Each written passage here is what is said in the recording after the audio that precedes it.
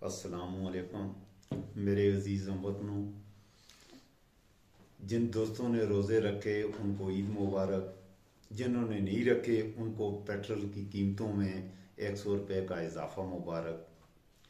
सूत्रों के अनुसार हमारे वज़ीर ख़जाना इसहाक डालर साहब ने आइंदा महीने से पेट्रोल की कीमतों में 75 रुपये से 100 रुपये इजाफे का कर दिया है। IMF की ये कंडीशन थी कि पेट्रोल की कीमतें बढ़ाई जाएं, क्योंकि पाकिस्तान में सेंसी हवाले से कोटा प्लांट में ये भी सूत्रों के अनुसार कोटा प्लांट में गाड़ियों के ऐसे इंजन बनाए जा रहे हैं कि ऐसी गाड़ियां बहुत जल्द पाकिस्तानी साइंसदान बना लेंगे जो पेट्रोल पे नहीं चलेंगी बल्कि इंसानी खून से चलेंगी। इंसानी खून से चलने वाली और हमारे पेट्रोल पंप में पेट्रोल की जगह पे आप अपनी गाड़ियों में गरीब लोगों का खून डाल के अपनी गाड़ियां मज़ीद अच्छे तरीके से मोटरवे पे दौड़ा कर स्वाबेदाराना हासिल करेंगे। इस तरह की खबरें आ रही हैं। क्योंकि ये मैं इसलिए कह रहा हूँ नाकेदाना तौर पे कुछ लोग शायद इस पे नाराज़ हों। सच बहरहाल यही है कि पाकिस्तान में आइंदा हमारे जो बच्चे पैदा होंगे नेक्स्ट ईयर, हर बच्चा 4.5 लाख रुपए का मकरूज पैदा होगा।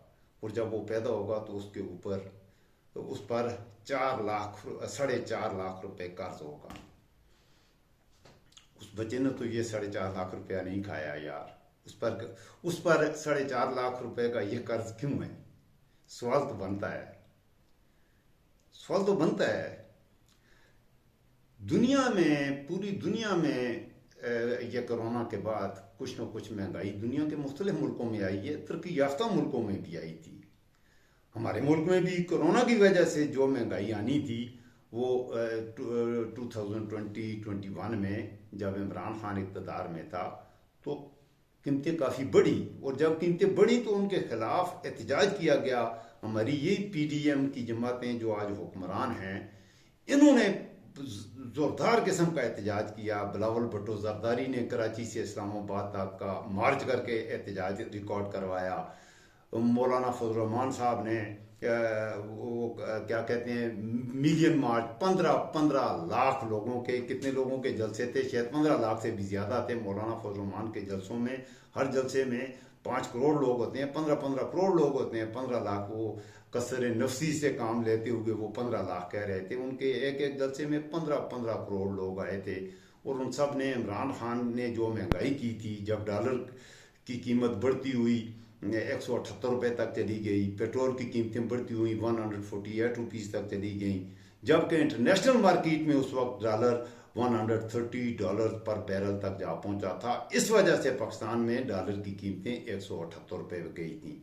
अब जबकि इंटरनेशनल मार्केट में पेट्रोल की प्राइसेस कम हुई हैं, बहुत ही ज़्यादा कमी आई है, बल्कि तकरीबन पिछले दिनों ये लास्ट वीक को तो $73 पर आ गया था और 72 पर आ गया था, बल्कि $70 to $75 के दरमियान में आजकल पर बैरल प्राइसेस चल रही हैं इंटरनेशनल मार्केट में।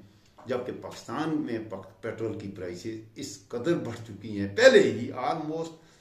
साथ उन्होंने कहा है जी कि सिर्फ 75 रुपये।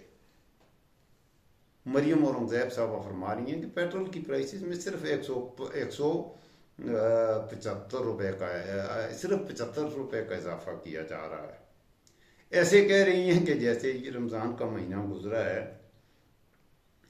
ठंडे दिल से सोचें इस बात पे, ये सोचने की बात है। और ये आम आदमी की मैं बात कर रहा हूँ कि गरीब आदमी जो इस मुल्क का है, मैं उसके हवाले से बात करता हूँ। मैं खुद गरीब तबके से ही तल्लक रखने वाला आदमी हूँ।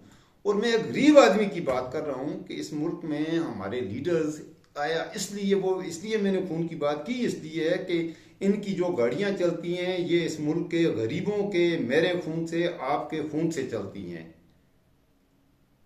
और हमारे यहाँ पर आजकल का ये इशू जो सबसे बड़ा इशू था, इस पे बात ही नहीं हो रही। गुज़श्ता 1-1.5 माह से ज़मान पार्क, सारा हमारा मीडिया वहां पर मौजूद है। ज़मान पार्क में हमला हो गया, पेट्रोल बम फेंके जा रहे हैं, पुलिस आ गई है, रेंजर आ गए हैं, PTI वाले वो प्रोटेस्ट कर रहे हैं। हुकूमत उसे दबाने की कोशिश कर रही है। पीटीआई के लोगों को गिरफ्तार किया जा रहा है, पीटीआई के लोगों को नंगा किया जा रहा है, बाल काटे जा रहे हैं।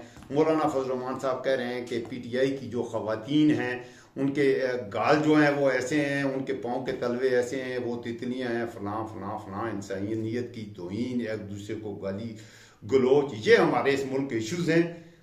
आया इस मुल्क का सबसे बड़ा इशू ये है कि पीटीआई के जलसे में क्या हो रहा है, नून लीग के जलसे में क्या हो रहा है, इस मुल्क की खबरें क्या हैं। मरियम नवाज ने नाखनों में कौन से रंग की पॉलिश लगाई है, नाखन मजीद कितने बढ़ाए हैं। मरियम औरंगजेब किस रंग की लिपस्टिक इस्तेमाल करती है, कैसा ड्रेस इस्तेमाल करती है। हिना परवेज भट्ट किस अंदाज में मुस्कुराती है, किस अंदाज से चलती है।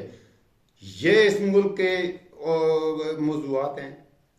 हमारे एंकर और एंकरियां उनके उनके चस्के लेके क्या क्या लगा लगा के वो अच्छे पैसे उनको मिल रहे हैं, वो यूट्यूब से पैसा अलग कमा रहे हैं, फेसबुक चैनल से अलग कर रहे हैं। और इस मुल्क में चलने वाले सो कॉल्ड मीडिया चैनल्स हमारे जो हैं वो उनको अलग पैसा दे रहे हैं। उनकी जिंदगियों पे कोई असर नहीं पड़ रहा, लेकिन मेरे ख्याल में गरीब आदमी की जिंदगी पे असर पड़ रहा है। असर पड़ क्या रहा है, गरीब आदमी जिंदा रहने के काबिल नहीं जिंदा रहने के काबिल नहीं रहा, खाने के काबिल नहीं रहा। हमारे मुल्क में बच्चों को अब हम प्रॉपर खुराक देने, प्रॉपर अच्छी खुराक देना तो दूर की बात है, नॉर्मल खुराक पेट भरने के लिए उन्हें खुराक मुहैया नहीं हो रही। ऐसे हालात में हम कहाँ जाके रुकेंगे? ये एक लाजमी क्वेश्चन है, इस पर सोचिए। और मुसलसल वो नीचे ही की तरफ जा रहे हैं और आइंदा के लिए भी कोई उम्मीद की कोई किरण नजर नहीं आ रही।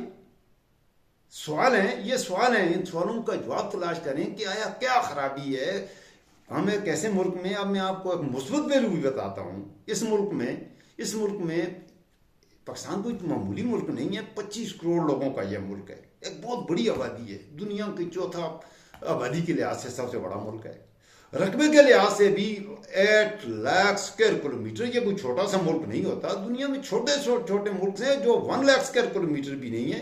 बेल्जियम है, नेदरलैंड है, डेनमार्क है, स्वीडन है, नॉर्वे है, पुर्तगाल है, ऑस्ट्रिया है, स्विट्जरलैंड है। ये मुल्क हैं। सिंगापुर को देखें आप, एशिया में सिंगापुर को देखें। ये मुल्क ऐसे हैं, पाकिस्तान के एक जिले जितने बड़े मुल्क नहीं है। वहां पर हालात खुशहालियां हैं, तरक्की कर रहे हैं, जिंदगी की सहूलतें मुयसर हैं, उनका मयार जिंदगी डे बाई डे बेटर, अच्छे से अच्छा तर होता जा रहा है।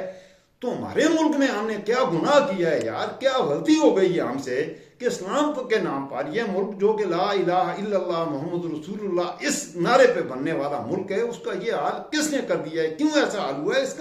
इसका जवाब तो तलाश करें।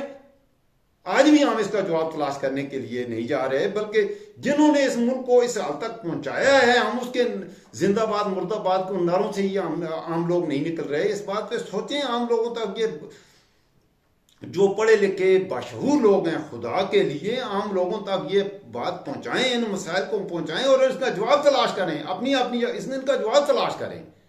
जब इन सवालों का जवाब आप तलाश कर लेंगे, ये मुल्क तरक्की की राह पर तब गामजान होगा। उस वक्त तक पाकिस्तान आगे की तरफ नहीं जा सकता, बल्कि हम तो निचली सतह पे पहुंच चुके हैं। इससे और नीचे जाने की कौन सी जगह बाकी रह गई है? एक गरीब आदमी पेट भर के रोटी खाने के काबिल नहीं रहा भाई। एक विजनरी लीडरशिप जब आती है। अच्छा, इलेक्शन के हवाले से एक बात आखिर में मैं करता हूं, उसके बाद मैं बात खत्म करता हूं। कल ईद भी है। देखें, ये जो पीडीएम की जमातें हैं, ये जो हमारा पाकिस्तान का मौजूदा आइन है, इस आइन को बनाने वाले जो मौजूदा पीडीएम की क़यादत है, इनके बाप थे या इनके दादे थे।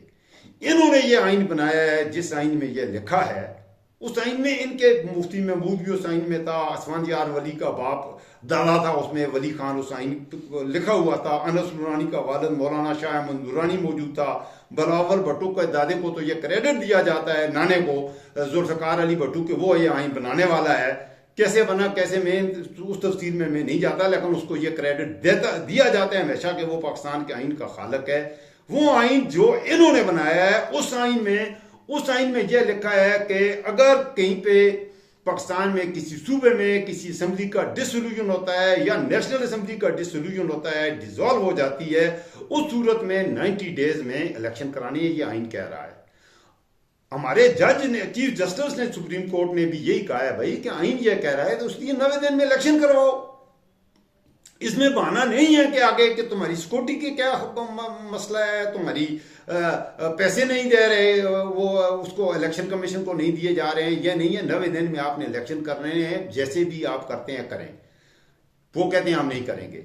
एग्जिट बेजा की जिद है, इलेक्शन करना पड़ेगा। इलेक्शन आपको अगर पानी में छुरी नजर आ रही है पीडीएम वालों को, तो ये छुरी तो छह माह बाद भी होगी।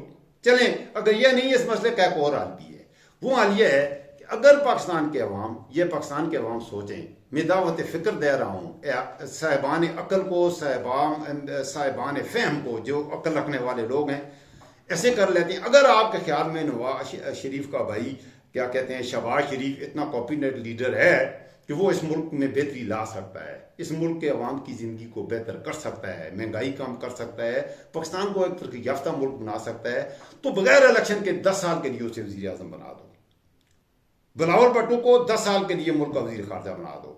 मरियम नवाज शरीफ को मैं कहता हूं इस मुल्क का सदर बना दो। इमरान खान को बिल्कुल इख्तियार ना दो, इन लोगों को इख्तियार में लाओ। मौलाना फजल रहमान को उससे भी बड़ा कोई ओहदा दे दो, उस्मान यार बड़ी को उससे बड़ा ओहदा दे दो। इस मुल्क में इतने बड़े बड़े ओहदे क्रिएट करो, आइन में तब्दीली करो, इन सबको इस मुल्क का सदर वजीर आजम, ताकि इस मुल्क को और बेदर्दी से जब कर सकते हैं। तो आया आपके ख्याल में शहबाज शरीफ की वजह से ये 1 साल में नजर आ गई है उसकी कारकर्दगी? ये कारकर्दगी है IMF की हर शर्त मान के, उसकी मिन्नतें करके, अपने आप को इंटरनेशनली बुखारी डिक्लेयर करके, उसकी हर स्पीच से नजर आता है हमारे वजीर आजम का, हमारा प्रधानमंत्री। इसलिए तो आप इलेक्शन से प्रधानमंत्री साहब खुल के कह रहे हैं जी कि मैं भीख मांगने नहीं आया। पाकिस्तान कभी कहता है पाकिस्तान एक बुखारी स्टेट है। पाकिस्तान को इंटरनेशनली इस कदर बदनाम कर दिया है कि पूरी दुनिया में अब इस वक्त पाकिस्तान चल रहा है अगर, तो मेरे ख्याल में इंडस्ट्री तबाह हो चुकी है, इंडस्ट्री ऑलमोस्ट बंद हो चुकी है, बिजनेस ठप, कारोबारी में तो मैं नहीं है। रेडी वाला रो रहा है। मैं आज गया हूं तो खरबूजा मैंने लिया है, उसको देखे में उसने कहा जी बहुत ही परेशानी है मास्टर साहब, आप हम तबाह हो गए हैं। रेडी वाला तबाह हो गया है। वो पहले कमाता था, वो बेचारा 500-700 हज़ार रुपया कमाता था, वो कहता है आज हम नहीं कमा रहा। एक रेडी वाला 500 हज़ार रुपया नहीं कमा रहा, पूरा दिन धूप में वो रेडी एक जगह से दूसरी जगह वो धूप पे खड़ा है, 1,000 रुपया वो नहीं कमा रहा, रो रहा है। क्या हाल है इसका? किसने यहां तक हमें पहुंचा दिया? इस बात पे हमें सोचना पड़ेगा दोस्तों। ये संजीदा बात है, ये जज्बातियत की बात नहीं है, ठंडे दिल से सोचने वाली बात है। एक तो पहले तो यह है कि हमें ये सॉर्ट आउट करना है कि कहां पे हम गलत चाहते हैं, हमसे गलतियां क्या हुई हैं, और दूसरी बात यह है कि आइंदा वो गलतियां नहीं करनी। मैंने कहा, अर्ज किया, इंडस्ट्रियां खत्म सब। इस वक्त पाकिस्तान पता है कैसे चल रहा है? खुदा को है, एक है, मैं उनको बैरून मुल्क जो हमारे पाकिस्तानी हैं, मैं उनकी अजमत को सल्यूट करता हूँ। अल्लाह ताला आपको इस वक्त पाकिस्तान बैरून मुल्क जो हमारे भाई गए हुए हैं, जो सऊदी अरब में, दुबई में, कतर में, बहरीन में, इंग्लैंड में, अमेरिका में, खासतौर पे सबसे ज्यादा हमारा पाकिस्तान में जो बैरूनी ज़र मुबादला आता है सबसे ज्यादा इंग्लैंड से और अमेरिका से आता है। मेरे अपने खानदान के लोग हैं तो हम भी उनके वो फॉरेन फंडिंग होती है, मुझे भी फॉरेन फंडिंग होती है, तो मैं गुजारा करता हूँ। मैं अपनी यहाँ की कमाई पे गुजारा नहीं कर सकता। मेरा भाई है, भतीजा, अल्लाह उनको सलामत रखे, जो मुझे डॉलर भेजते हैं, ऐसे हम गुजारा कर रहे हैं। नहीं, जो बैरून मुल्क हमारे पाकिस्तानी भाई हैं उनकी अजमत को सलाम करें। उनकी वजह से इस वक्त वो क्या है, ये ड्रिप की सूरत है कि खून की एक एक वो टिप का कतरा लगा, वो हमें खून इतना दे रहे हैं कि हमारे जिस्म से जान नहीं निकल रही। वरना हमारे मौजूदा अपना ख्वाजा आसिफ, उसने तो बरमला कौमी असम्बली में कह दिया है कि पाकिस्तान ने डिफॉल्ट कर दिया है, पाकिस्तान बैंकक्रप्ट हो चुका है। ये हमारा रनिंग गवर्नमेंट का एक जिम्मेदार मिनिस्टर खुद ये एतराफ कर रहा है, तो बाकी फिर क्या रह गया है दोस्तों? वो खुद ये कह रहा है कि पाकिस्तान बैंकक्रप्ट हो चुका, पाकिस्तान दिवालिया हो चुका। फिर कहां पहुंच गए हम? एक नया स्टार्ट हमें लेना पड़ेगा। सोचिए, इस बात पे सोचिए। मैं सिर्फ दावत फिक्र देने के लिए इस तरह की मीठी कड़वी बातें कर देता हूँ। कुछ लोग तनकीद करते हैं, मैं उसको वेलकम कहता हूँ। कुछ नए लोग दोस्तों ने मुझे सब्सक्राइब किया है, कुछ ने तारीफ़ की, कुछ ने तनकीद की। मैं जिन्होंने तनकीद की मैं उनका भी शुक्रिया अदा करता हूँ। जिन्होंने मुझे सब्सक्राइब किया, मेरे चैनल को देखते हैं, अप्रिशिएट करते हैं, मैं उनका भी शुक्रिया अदा करता हूँ। सबसे पहले पाकिस्तान, अल्लाह ताला पाकिस्तान का हामी और नगेबान हो। अल्लाह ये हमारा हिफाजत करता, अपना ख्याल रखिएगा। पाकिस्तान जिंदाबाद। अस्सलाम वालेकुम व रहमतुल्लाहि व बरकातुहू।